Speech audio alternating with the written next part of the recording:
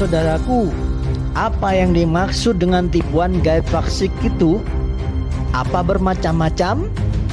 Apa bahayanya jika tidak mengetahuinya?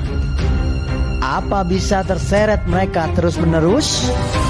Apa benar jika tidak paham akan mudah ditipu mereka? Apa ada solusinya? Yuk, tonton sampai selesai agar mengerti dan tidak salah paham. Serta paling penting, kita tidak rugi besar.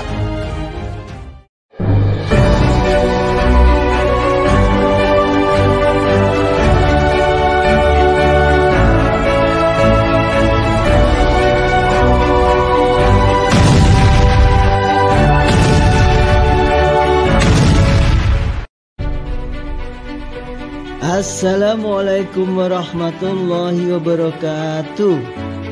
Selamat pagi semuanya, selamat siang dan selamat malam saudaraku.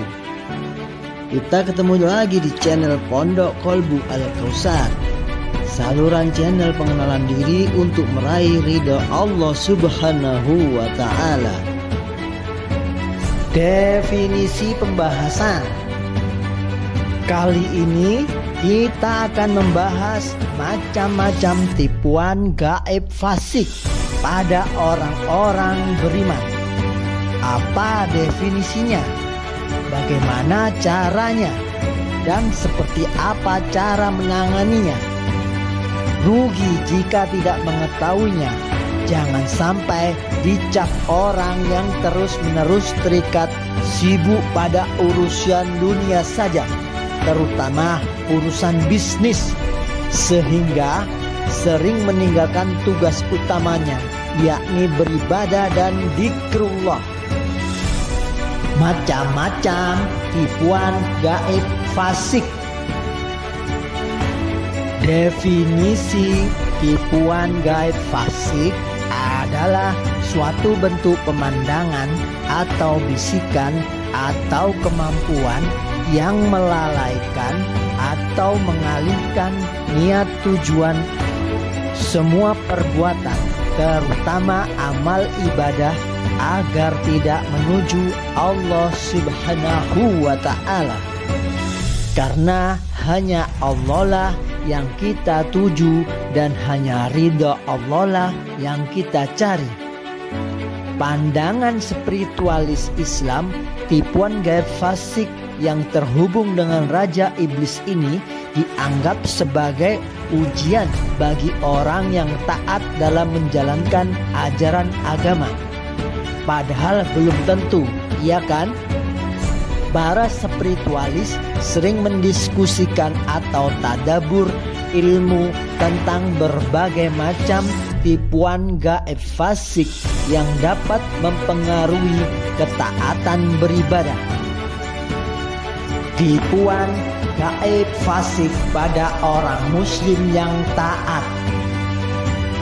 Bagi orang yang taat dalam menjalankan ajaran agama Islam, tipuan gaib fasik dapat muncul dalam berbagai bentuk. Pasukan gaib fasik anak buah Raja Iblis sering memanfaatkan kerapian ibadah dan kesalehan seseorang untuk menciptakan keraguan dan godaan yang dapat menggoyahkan keyakinan mereka. Misalnya melalui mimpi atau khayalan yang meragukan, mereka mencoba menggoda individu tersebut agar tergelincir dari tujuan awal jalan kebenaran, sehingga bukanlah Allah yang dituju dan bukan ridho Allah yang dicari. Tipuan gaib fasik pada perempuan berhijab. Perempuan yang mengenakan hijab sering dianggap sebagai target tipuan gaib fasik yang mudah bagi pasukan gaib fasik anak buah Raja Iblis. Mereka mungkin mengalami gangguan gaib yang berupaya untuk meragukan kepercayaan diri dan keyakinan perempuan berhijab itu dalam menjalankan ajaran agamanya. Tipuan tersebut bisa berupa bisikan-bisikan negatif atau perasaan tidak aman yang bertentangan dengan nilai-nilai ruhaniyah yang dianut, sehingga bukanlah Allah yang dituju, apalagi ridho Allah yang dicari. Tipuan gaib fasik pada para ahli agama yang alim. Para ahli agama yang alim dan mempunyai pengetahuan yang luas sering dihadapkan pada tipuan gaib fasik yang lebih kompleks. Pasukan gaib fasik, anak buah Raja Iblis, dapat menggunakan pengetahuan spiritual dan keilmuan mereka sebagai sarana untuk mencoba mempengaruhi pikiran dan hati para ahli agama agar terjerumus dalam kesombongan atau godaan lainnya. Tipuan semacam ini dapat mengancam integritas dan otoritas ruhania para ahli agama. Banyak mereka yang mendapat kepercayaan masyarakat terhadap perbuatannya, namun niat dan tata caranya banyak yang diselewengkan oleh pasukan gaib fasik, sehingga bukanlah Allah yang dituju lagi dan bukan ridho Allah yang dicari. Cara menghadapi tipuan gaib fasik. Dalam ajaran Islam, kepercayaan akan adanya tipuan gaib fasik anak buah Raja Iblis merupakan hal yang sering menjadi perhatian dalam praktek ruhania. Mereka diuntungkan karena tidak kelihatan dan berusia ribuan tahun, sehingga sangat berpengalaman. Tipuan gaib fasik ini dianggap sebagai ujian bagi umat manusia untuk menguji keteguhan iman dan kesucian hatinya. Kunci penilaian saat menjalaninya. Jika terbawa amarah, pasti itu adalah azab. Jika sabar, itu adalah ujian. Dan jika malah senang dan bahagia, itu adalah rahmat. Nah, bagaimana seharusnya kita menghadapi tipuan gaib fasik dari anak buah Raja Iblis? 1. Memperkuat iman dan takwa. Salah satu cara yang efektif dalam menghadapi tipuan gaib fasik adalah dengan memperkuat iman dan takwa. Dengan memiliki iman yang kokoh dan takwa yang tinggi, seseorang akan lebih mampu melawan godaan dan tipuan gaib fasik. Selalu mendekatkan diri kepada Allah Subhanahu wa Ta'ala melalui ibadah yang bersanad dan berzikir setiap waktu akan mendapatkan perlindungan dari Allah Subhanahu wa Ta'ala. 2. Menjaga dari perbuatan dosa. Menjaga diri dari perbuatan terlarang juga merupakan langkah penting untuk menghadapi tipuan gaib fasik. Mereka cenderung memanfaatkan kesempatan saat seseorang melakukan perbuatan terlarang untuk menggoda dan menyesatkan.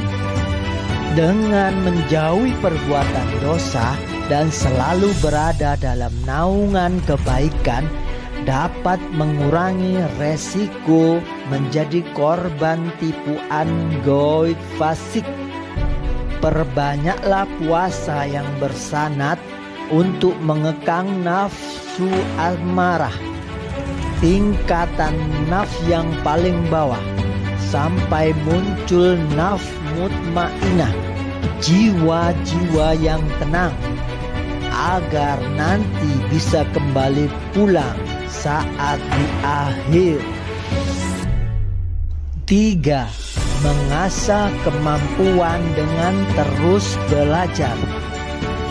Sebagai manusia yang diberikan akal dan pikiran, penting bagi kita untuk mengasah kemampuan berpikir secara jasmani dan ruhani dalam menghadapi tipuan gaib fasik. Jangan terburu-buru percaya pada hal-hal yang bersifat gaib tanpa adanya bukti yang jelas. Maksimalkan ruh dan sukma sebagai fitur perasa.